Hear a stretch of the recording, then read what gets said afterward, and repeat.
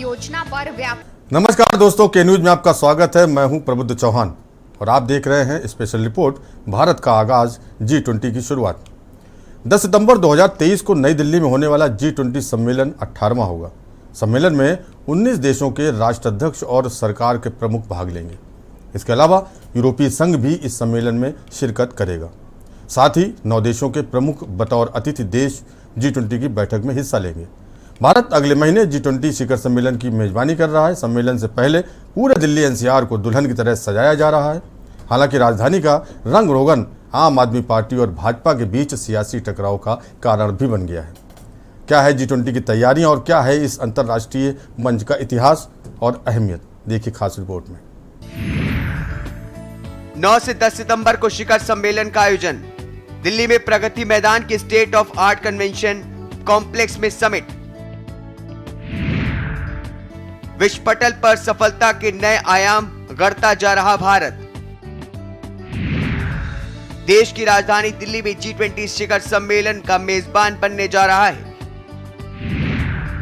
भारत वसुदैव कुटुंबकम यानी एक पृथ्वी एक परिवार एक भविष्य की प्रेरणा के साथ समिट आयोजित। वैसे तो पूरे भारत में G20 की बैठकें अलग अलग राज्यों में हुई हैं। इस बैठक के बाद भारत 1 दिसंबर 2023 को G20 देशों की आधारित अध्यक्षता इंडोनेशिया से लेगा। अगले 1 साल उसकी अध्यक्षता में G20 देशों की प्रगति रूपरेखा तैयार होगी। G20 में 19 शक्तिशाली देशों के राष्ट्रीय अध्यक्ष और यूरोपीय यूनियन शामिल हैं। G20 समूह समिट का विचार 1999 में आया था। G20 में वो देश शामिल हैं जो विश्व की आबादी का 2/3 हैं। क्या है G20 एजेंडे में इस बार? G20 अध्यक्ष शिखर सम्मेलन की मेजबानी करता है और 1 वर्ष के लिए G20 एजेंडा का संचालन करता है। इस बार इसमें 2 ट्रैक शामिल हैं। पहला वित्त और दूसरा शेरपा ट्रैक। वित्त ट्रैक का नेतृत्व वित्त मंत्रियों और केंद्रीय बैंक के गवर्नरों ने किया।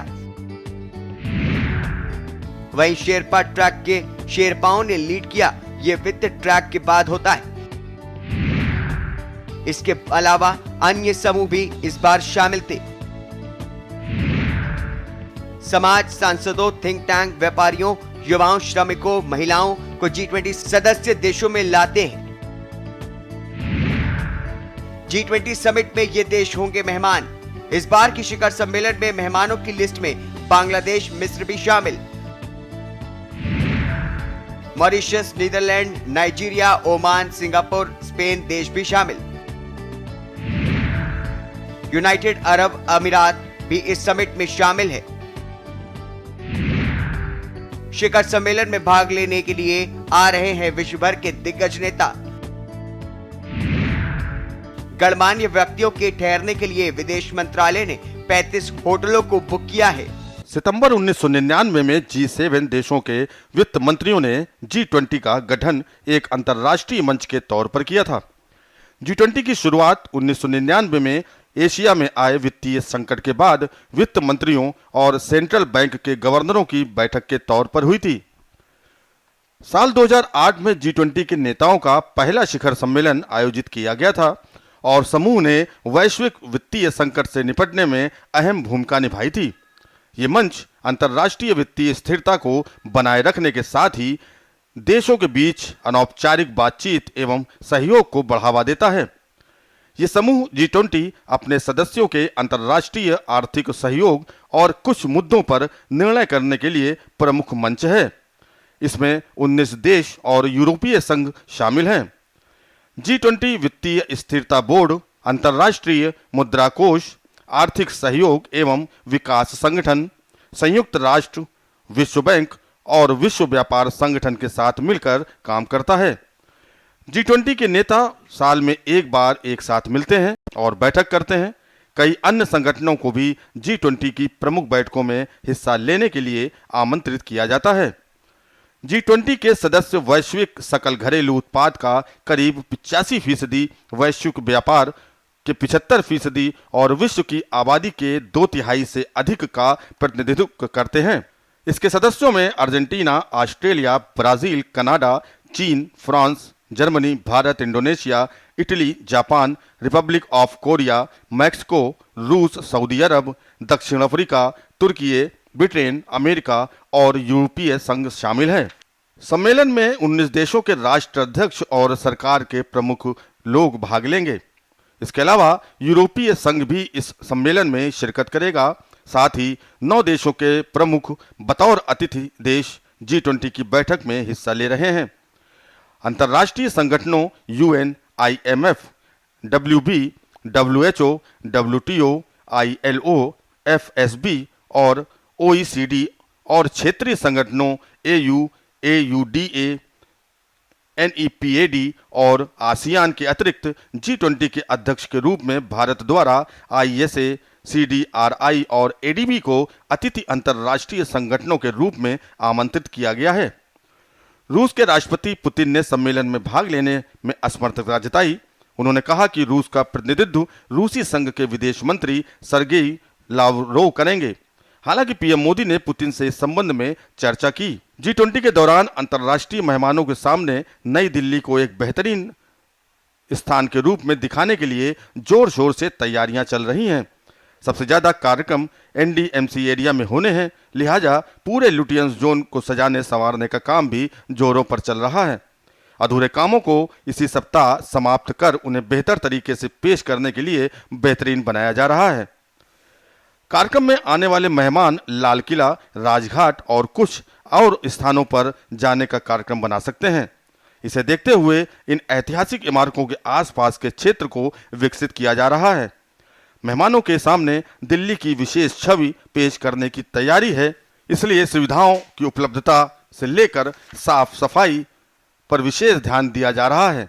NDMC क्षेत्र में हर स्थान को पूरी तरह साफ सुथरा बनाने के लिए काम किया जा रहा है। स्वच्छता विभाग के विशेष अधिकारियों की तैनाती कर हर तैयारियों के बीच भाजपा और आम आदमी पार्टी राजधानी के रंगरोगन के श्रेय के लिए भिड़ते दिखाई दे रहे हैं। इन परियोजनाओं के लिए पैसे किसने किसने दिए, ये आप और भाजपा के बीच विवाद का एक विषय बना हुआ है।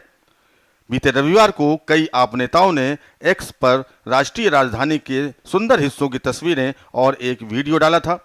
इसके बाद दोनों पार्टियों में इस बात पर बहस शुरू हुई कि शहर के सौंदर्यीकरण का श्रेय किसे लेना चाहिए।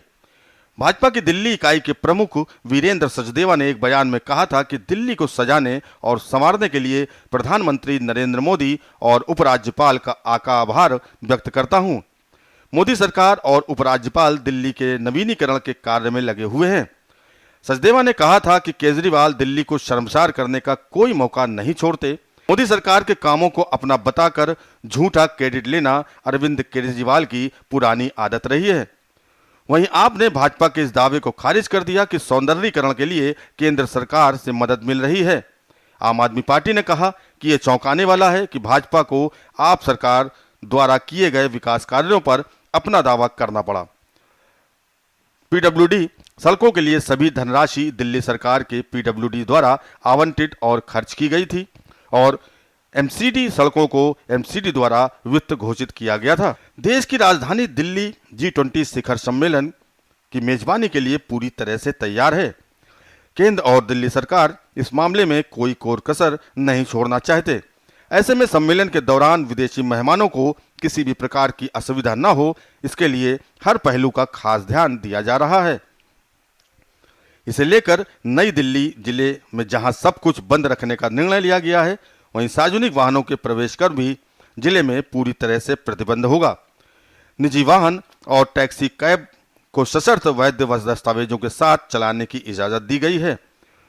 दिल्ली वासियों की सुविधा के लिए मेट्रो सेवा को सामान्य रूप से जारी रखा जाएगा।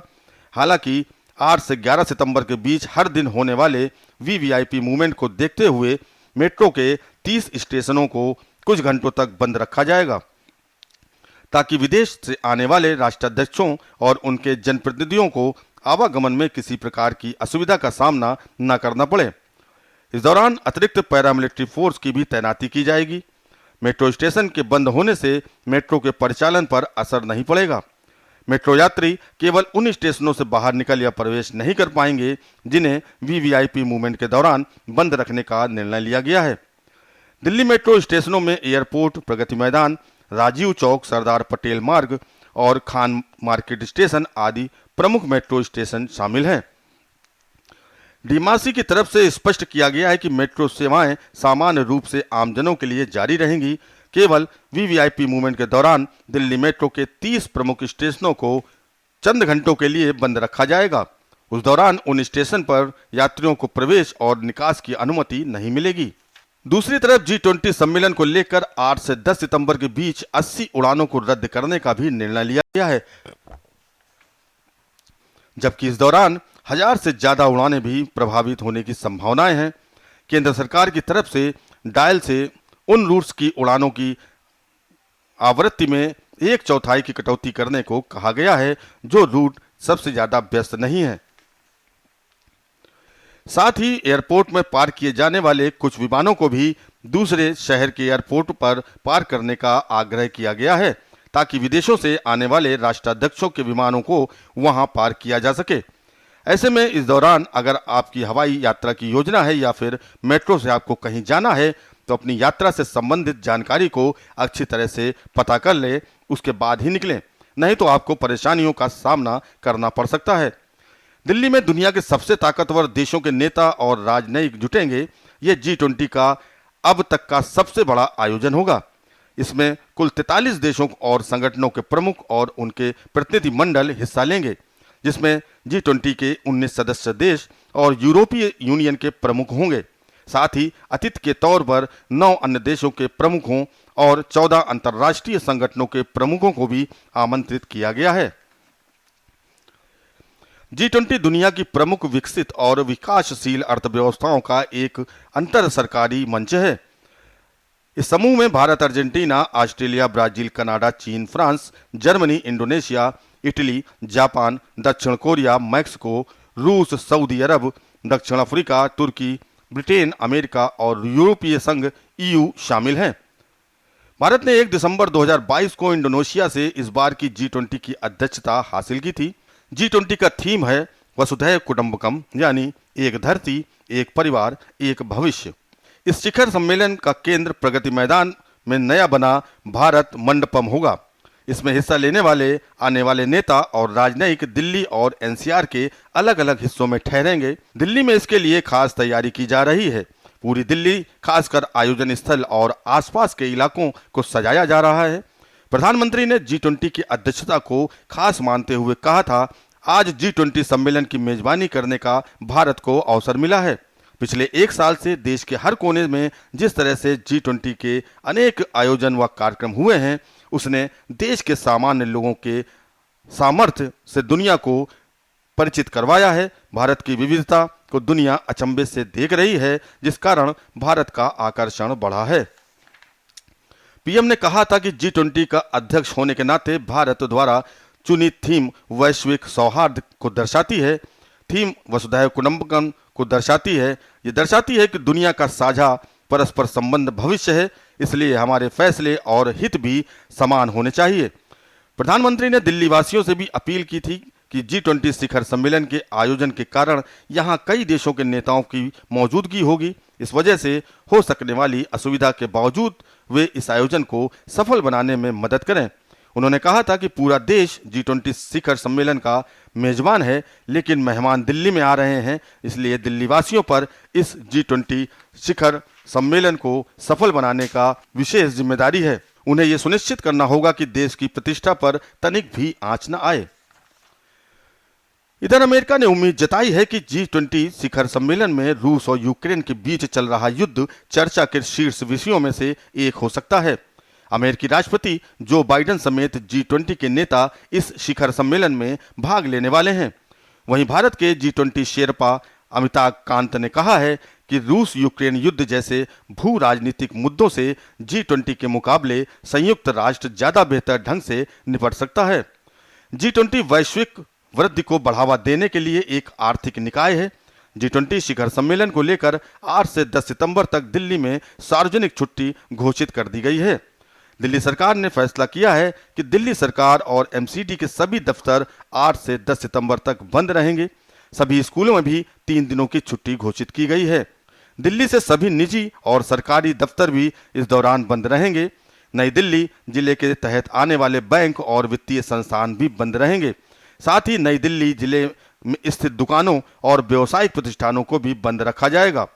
दिल्ली पुलिस की तरफ से चीफ सेक्रेटरी को लिखे गए पत्र के मुताबिक मुख्य समारोह स्थल IECC प्रगति मैदान के अलावा Rajghat, IARI, Pusa, NGMA, Jaipur house जैसी जगहों पर विदेशी राजनयिकों का दौरा होगा। वे दिल्ली के मौर्य शेरटन, ताज होटल, ताज पैलेस, ली मेरिडियन, ओबराय, शोंगरला जैसे अलग अलग होटलों में ठहरेंगे, जहां से उनका आयोजन स्थल पर आना और जाना होगा। इन 3 दिनों के दौरान एक विस्तारित ट्रैफिक एडवाइजरी भी जारी की जाएगी। इसमें दिल्ली के कुछ खास इलाकों में खास समय के लिए सार्वजनिक ट्रैफिक पर बंदिश रहेगी। ऐसा जाम से बचने और वीवीआईपी की सुरक्षा के मद्देनजर किया जाएगा। कुछ खास इलाकों के शॉपिंग मॉल्स और बाजारों को भी बंद रखा जाएगा। वीवीआईपी मूवमेंट वाले इलाकों में बसों को या तो बंद रखा जाएगा या वैकल्पिक मार्ग दिया जाएगा।